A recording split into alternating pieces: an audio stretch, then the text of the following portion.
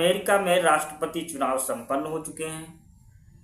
अगर अमेरिका के सियासी माहौल की बात करें तो अमेरिका का सियासी माहौल भारत के सियासी माहौल से कुछ ज़्यादा अलग नहीं है।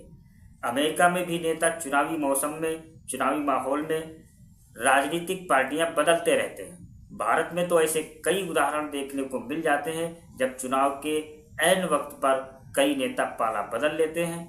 वहीं भारत में दिवंगत लोक जनशक्ति पार्टी के नेता रामविलास पासवान को शायद इसीलिए चुनावी मौसम वैज्ञानिक कहा जाता था, यानी कि चुनाव से पहले वो समझ जाते थे कि किसकी सरकार बन रही है और पाला बदल लेते थे, और इस वजह से वो हमेशा सरकार में बने रहते थे। तुलसी गबार्ड को भी अमेरिका का रामविलास पासवान कहा जाता है।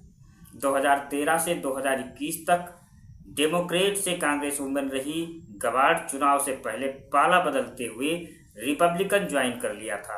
अब उनको ट्रंप की ओर से तोहफा मिला है, उनको इंटेलिजेंस का डायरेक्टर बनाया गया है। 2019 में गिबार्ड ने डेमोक्रेट से अमेरिका के राष्ट्रपति पद की उम्मीदवारी के नामांकन के लिए कमला को भी चुनौती दिया था। हालांकि डेमोक्रेट से वो उम्मीदवार नहीं बन पाई थी, मगर उन्होंने 2024 के चुनावी अभियान में पानी पी पी कर डेमोक्रेटिक पार्टी से राष्ट्रपति उम्मीदवार कमला हैरिस को कोसा।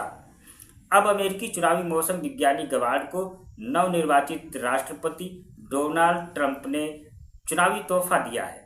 उन्होंने गबार्ड को नेशनल इंटेलिजेंस का डायरेक्टर बनाया है। इससे पहले उन्होंने एलन मस्क को डिपार्टमेंट ऑफ एफिशिएंसी में शामिल किया है। अमेरिका के नए राष्ट्रपति ट्रंप ने बुधवार को official x Trump war room पर पोस्ट पर पूर्व कांग्रेस वुमेन और लेफ्टिनेंट कर्नल तुलसी गबार्ड की नेशनल इंटेलिजेंस के डायरेक्टर पद पर नियुक्ति की जानकारी दी। उन्होंने गबार्ड को प्राउड रिपब्लिकन बताते हुए आशा व्यक्त की कि वो इंटेलिजेंस कम्युनिटी में निडरता लेकर आएंगी। ट्रंप ने अपने ऑफिशियल एक्स हैंडल पर ट्रंप वार रूम से गबार्ड की नियुक्ति की जानकारी दी। ट्रंप ने अपने पोस्ट में लिखा कि मुझे ये घोषणा करते हुए खुशी हो रही है कि पूर्व कांग्रेस सदस्य लेफ्टिनेंट कर्नल तुलसी गबार्ड नेशनल इंटेलिजेंस डायरेक्टर के रूप में काम करेंगी। 2 दशकों से तुलसी ने हमारे देश और सभी अमेरिकियों की स्वतंत्रता के लिए लड़ाई लड़ी है।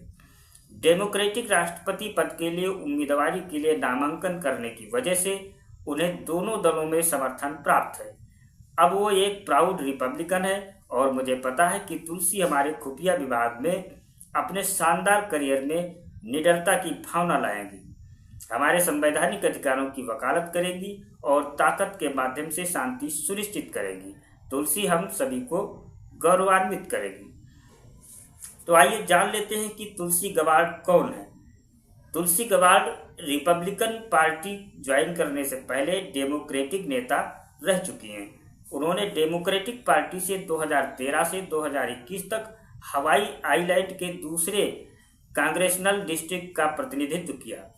उन्होंने 2022 में डेमोक्रेटिक पार्टी छोड़ने से पहले कई संगीन आरोप लगाए थे। उन्होंने पार्टी पर युद्ध के उन्मादी होने का भी आरोप लगाया था और पहले नाम की वजह से तुलसी गबार्ड को लोग भारत से जोड़ देते हैं।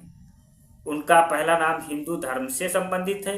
दरअसल उनकी मां ने हिंदू धर्म अपना लिया था, इसलिए उनकी मां ने अपने सभी बच्चों का नाम हिंदू राम रखा था। हालांकि गबार्ड का भारत से कोई सीधा संबंध नहीं है, लेकिन गबार्ड खुद को हिंदू ही मानते